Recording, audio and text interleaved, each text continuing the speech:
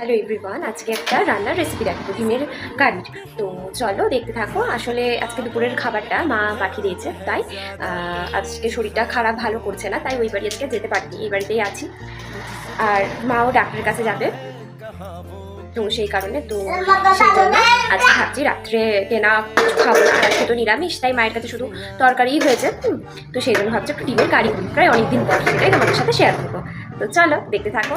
প্রথমে 4টে ডিম সিদ্ধ করতে দিয়ে দেবো, একটু লবণ দিয়েই দেবো যাতে ডিমগুলো ভেঙে না যায়, ঠিক করে সেদ্ধ হয়ে যায়। চলো ঢেকে দিই। আর এখানে একটু তার সাথে ভাত বসিয়ে নিলাম। তোমাদের দাদাভাই আমাকে বলেছিল যে রুটি কিনে নেবো, কিন্তু আমি বললাম যে না, পাই তো রুটি খাওয়া হয়, আজ একটু ভাত আর ডিমের কারি খাবো। এখানে রান্নার জোগাড়টা করে নিয়েছি। এইখানে তোমার পেঁয়াজ আর টমেটো বাটা, ওখানে রসুন আর আদার পেস্ট নিয়ে এসেছে, আর এখানে হচ্ছে পেঁয়াজ লঙ্কা কুচানো, আর এখানে হচ্ছে ক্যাপসিকাম। ডিমগুলোকে ভাজতে দিয়ে দিয়েছি, দেখে নাও এক ঝলক। এখানে ফোড়ন দিয়ে দিয়েছি।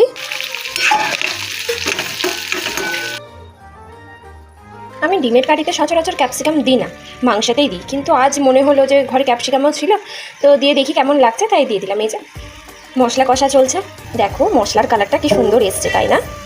তো এই দেখো ডিমগুলো এবার দিয়ে দিলাম, দিয়ে এবার একটু কষিয়ে নিয়ে গরম মশলা দিয়ে নামিয়ে নেবো।